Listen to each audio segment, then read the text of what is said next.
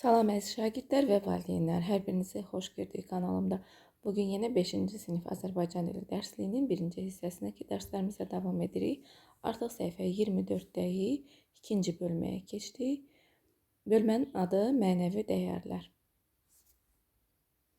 Başlayan kimi dinlənməmiz var və deyir qeydlər götürməklə Qazi Vüsal Səttarov mətnini dinləyin. Mətndəki döyüş səhnəsini öz sözlərinizlə təsvir edin. İndi mən dinləməni qoşacağam. Siz də qeydlər götürün, sonra isə öz sözlərinizlə təsvir etməliyik.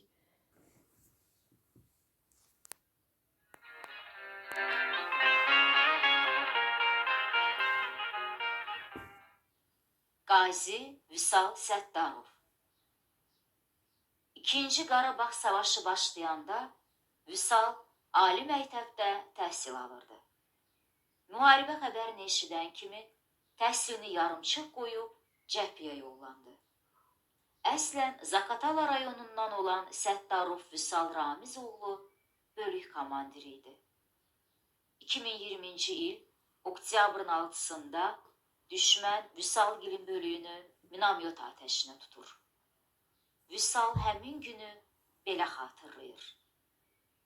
Müharibəni filmlərdə görmüşdük. Ani olaraq hər şey çox qorxulu gəldi. Vahiməli döyüş səhnələrini ilk dəfə canlı yaşayırdım. Zeynal, Vəfadar və mən eyni səngərdə idik. Görürdüm ki, ətrafa mərmilər düşür. Uşaqlar yaralanır, şəhid olurlar. Yaralıların iniltisi eşidilirdi. Səngərdən qışqırıb onlara səslənirdim. Cavab verən də olmurdu. Vəfadara dedim ki, səngərdən çıxaq, yaralıları maşınla hospitala daşıyaq. Bəlkə kimisə xilas edə bildik.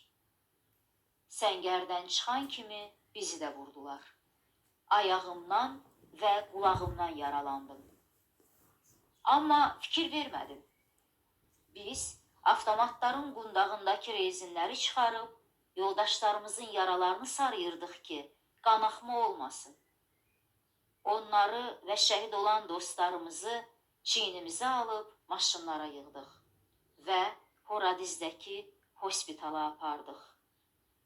Sonra digər yoldaşlarımızı da çıxarmaq üçün geri qaydanda qəribə bir mənzərə ilə qarşılaşdıq. Hər tərəf düşmən cəsədləri və yaralıları ilə doluydu. Döyüş yoldaşları onları qoyub qaçmışdılar. Birdən sağdakı səngərdən inilti eşitdim. Yaxınlaşanda gördüm ki, Zeynaldı. Başından yaralanmışdı. Xeyli qan itirmişdi.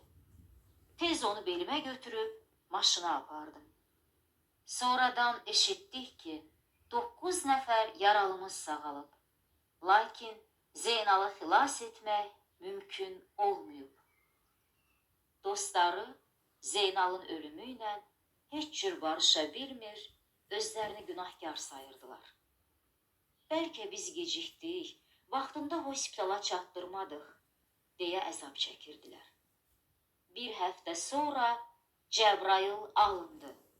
Vüsalgilə təbrik zəngi gəldi.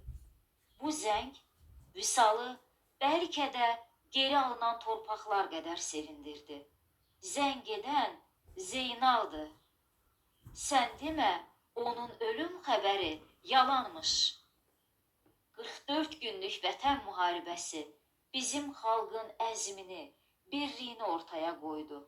Vüsal kimi oğullarımız öz yaralı yoldaşlarının həyatlarını canları bahasına xilas etdilər. Şəhidlərimizi döyüş meydanında qoymadılar. Öz əməlləri və qəhrəmanlıqları ilə şanlı tarix yazdılar. Bəli, mətni dinlədik və bizə deyir ki, döyüş səhnəsini öz sözlərinizlə təsvir edin. Bu cür deyə bilərik ki, 2020-ci il oktyabrın 6-sında Vüsalın da olduğu yeri düşmən atəşə tutur. Və atəş nəticəsində oradakı əskərlər yaralanır, şəhid olurdular. Yaralıların iniltisi eşidilirdi. Vüsalla Vəfadar yaralıları hospitala aparmaq istəyərkən onlar da yaralanırlar. Amma buna baxmayaraq davam edirlər. Oradakı həm şəhidləri, həm də yaralıları maşınlara yerləşdirərək hospitala aparırlar. Bu döyüşdə həmçinin düşmən əsgərləri də, çoxlu düşmən əsgərləri yaralanmışdı və tələf olmuşdu. Lakin onların yoldaşları onları ilə yerdə qoyaraq qaçıb getmişdilər. Sonra Vüsal Zeynalın iniltisini eşitdi. Tez qaçıb onu da götürdü. Başından yaralanmışdı, xeyli qan itirmişdi. Onu da çiyninə alıb maşına apardı və sonradan eşitdilər ki, 9 nəfər sağalıb, Zeynalın isə ölüm xəbərini eşitdilər və buna görə Vüsal çox üzüldü. Amma sonradan Cəbrayılın azad olunma xəbərini elə Zeynalın özündən aldı. Sən demə, Zeynalın ölüm xəbəri yalan imiş. Buna Vüsal çox sevindi. Bu cür danışa bilərsiniz yadınızda qalanlarım. B tapşırığında deyir ki, təsəvvür edin ki, Qazi Vüsal Səttarovdan müsahibə almalısınız. Bunun üçün suallar tərtib edin. Məsələn, bu cür soruşmaq olar ki, hansı rayonlarda döyüşmüsünüz? Neçə yaralını xilas etmisiniz? Gözünüzün qarşısında yoldaşınız şəhid olubmu? Döyüş bölgəsindən çıxara bilmədiyiniz şəhid yoldaşınız olubmu? 2 ada deyir ki, həyatda güvəndiyiniz insan varmı? Nə üçün məhz o adama güvənirsiniz? Bəs sizə güvənən dostunuz varmı? Onun güvənini doğrultmaq üçün nə edirsiniz? Bu sizə ünvanlanmış sualdır. Güvəndiyiniz insan yəqin ki, sizin də var və nə üçün məhz o adama güvənirsiniz? İnsan o adama güvənər ki, hər zaman onun etimadını doğrultsun, onun çətin vəziyyətində yanında olsun, sirrini başqası ilə bölüşməsin, əmanətinə xəyanət etməsin. Və deyir, onun güvənini doğrultmaq üçün nə edirsiniz? Yəni, ikinci sualda da deyir, sizə güvənən dostunuz varmı? Yine bu da sizə aid bir sualdır. Cavablayarsınız. İndi isə mətnimiz var. Mətnimiz bilirdim ki, gələcəksən. Qarabağ uğrunda gedən ağır döyüşlərdən biri idi. Düşmən gülləyə, mərmiyə qənaət etmirdi. Aramsız güllə yağışı əsgərlərimizə bir an belə başlarını səngərdən çıxarmağa imkan vermirdi. Abbasla Rəhim səngərdə diz üstə dayanıb bir-birinə qısıldılar. Başları üstündə torpağı yalayan düşmən güllələri vahiməli səslər çıxarırdı. Rəhim gülümsünüb dedi: Abbas, yadındadır uşaqlıqda dava oynamağımız? Mən səni nişan alıb atanda qışqırırdım, tuf, tuf, öldün. Sən də başını sağa sola çevirirdin. Vıy, vıy, dəymədi. Sən canım bir də vıy, vıy de görüm oxşada bilirsən. Sən də zarafata vaxt tapdın, deyə Abbas incik halda dilləndi. Xasiyyətləri müxtəlif olsa da, onlar uşaqlıqdan dost idilər. Birinin məhəllə uşağı ilə davası düşəndə o biri həmin dəqiqə haradansa peyda olub ona qahmar çıxardı. Bir dəfə Rəhimin özündən 2 yaş böyük bir yekəpərlə sözü düz gəlməmişdi. Onlar dalaşan vaxt Abbas həmişəki kimi özünü yetirib dostuna kömək etmişdi. Sonra isə Rəhimə demişdi: Sən nə edirsən? Görmürsən nə boydadır? Adam tapmırsan dalaşmağa. O zaman Rəhim sakitcə cavab vermişdi: Bilirdim ki, gələcəksən. Güllə yağışı səngimək bilmirdi. Ermənilər nəyin bahasına olursa olsun kəndi ələ keçirmək istəyirdilər. Rəhim əlindəki qumbaranı sıxıb qeyzlə dedi: Alçaqlar, deyəsən əl çəkməyəcəklər. Biraz yaxın gedə bilsəydim qumbaranı başlarına çaxardım. Otur oturduğun yerdə. Bu sənin üçün dava oyunu deyil. Abbas dostuna təpindi.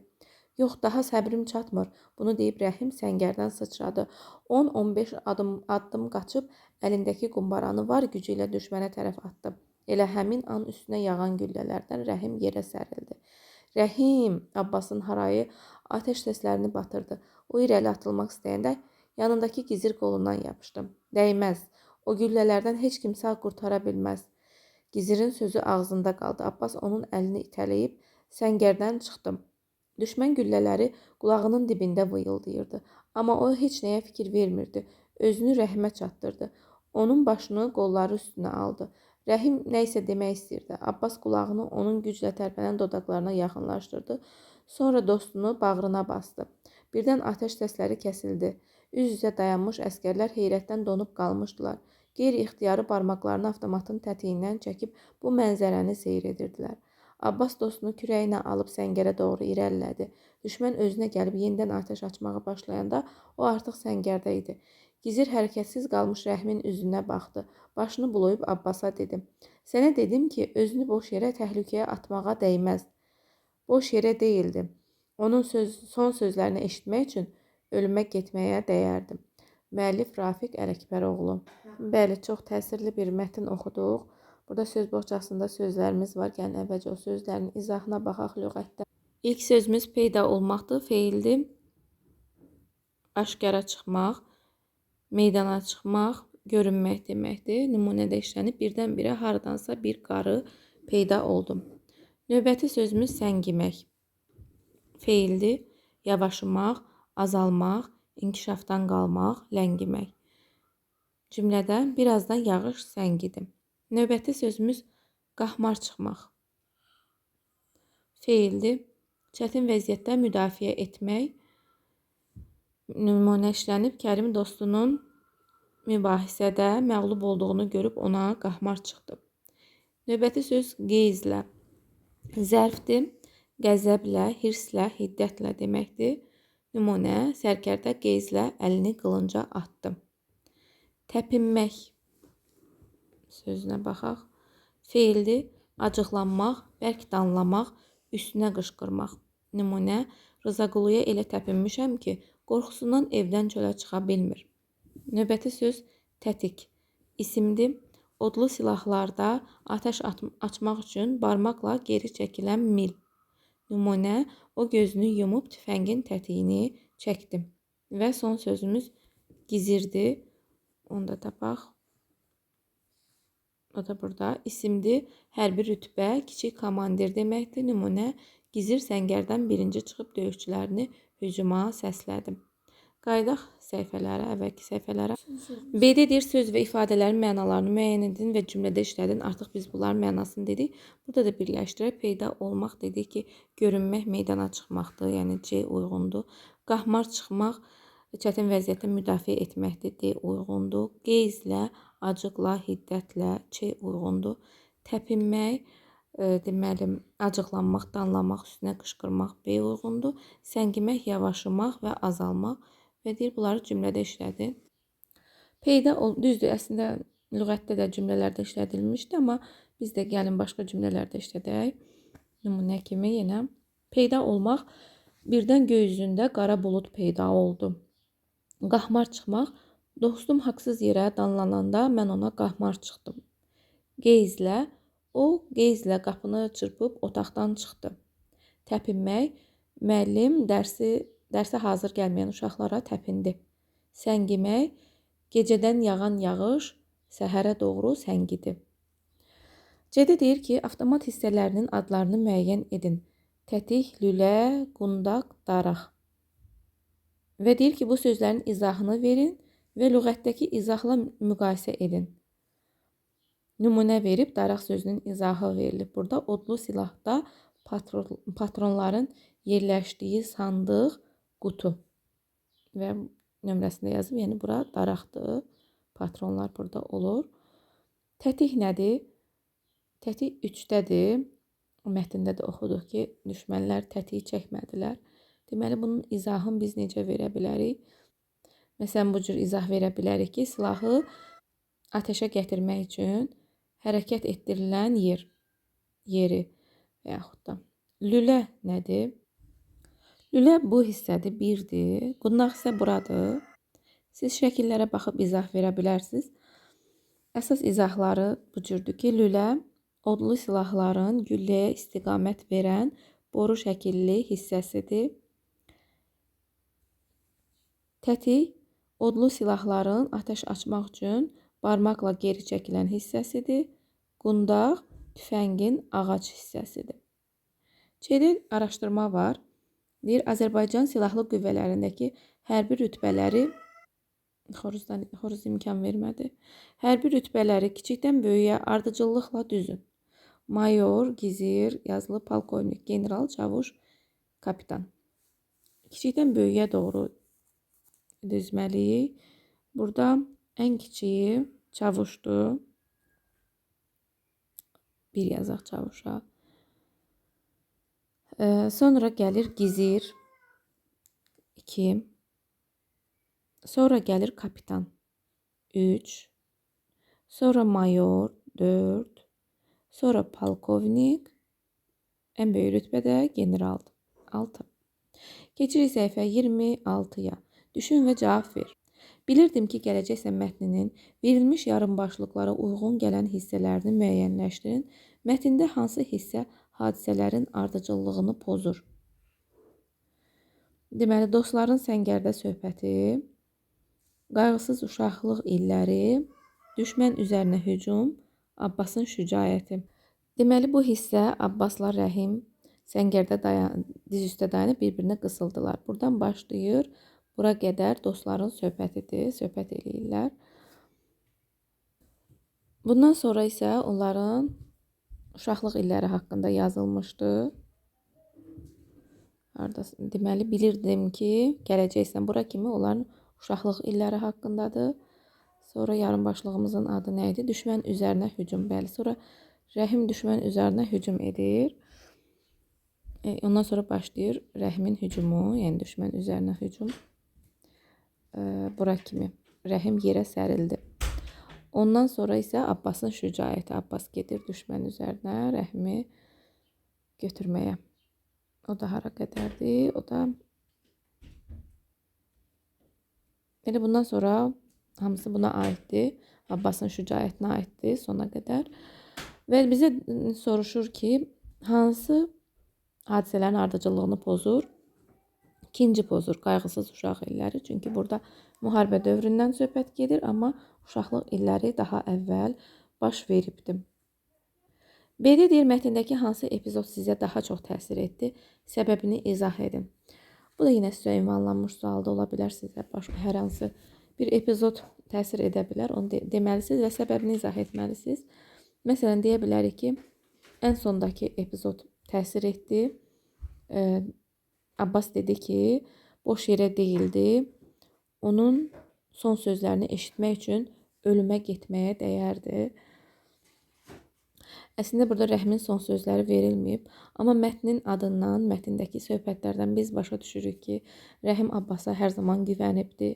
Uşaqlıq vaxtında belə gücü çatmayan insanla dalaşanda dostuna güvənərək dalaşır və o gələndən sonra demişdi ki, bilirdim ki, gələcəksən. Və biz başa düşürük ki, deməli, bu zamanda Abbas onu götürməyə gedəndə, yaralı halda, o bu sözləri deyib ki, bilirdim ki, gələcəksən. Və Abbas da bu sözləri eşitmək üçün ölümə getməyə hazır olduğunu deyir və bu təsirlidir məncə, elə hamıya təsir edər. C-də deyir, mətnin sonuncu cümləsini bir də oxuyun. Sizcə Rəhmin Abbasa son sözləri nə ola bilərdi? Bəli, biz elə bunu dedik. Burada biz başa düşürük ki, Rəhim ona deyir ki, bilirdim ki, gələcəksən. Çünki Rəhim hər zaman dostuna güvənibdir. C-də deyir, Abbasın və Rəhimin xarakterindəki əsas xüsusiyyətlər haqqında danışın. Mətnə istinad etməklə fikrinizi əsaslandırın. Abbas dostluqda etibarlıdır, sədaqətlidir. Uşaq vaxtında dava düşəndə həmişə Rəhim ona güvənirdi. Bilirdi ki, Abbas onu darda qoymaz. Müharibə zamanı isə dostuna kömək etmək üçün öz həyatını təhlükəyə atdı Abbas. Və bu epizod həm də Abbasın mərd olduğunu göstərir. Rəhim isə mərddir, cəsurdur. Gözünü qırpmadan düşmən üzərinə şığıyır. Düşmənləri məhv etmək üçün öz həyatını təhlükəyə atır. Dede deyir ki, onunla kəşfiyyata getmək olar ifadəsinin mənasını izah edin və oxuduğunuz mətnlə əlaqələndirin. Bu ifadə çox cəsur, etibarlı, hər şeydə güvənilə bilən insan haqqında işlədilir. Və bu mətndəki Abbasa aid edilə bilər. Çünki biz də gördük ki, Abbas da hər zaman cəsurdur, hər zaman güvənilə bilən bir insandır.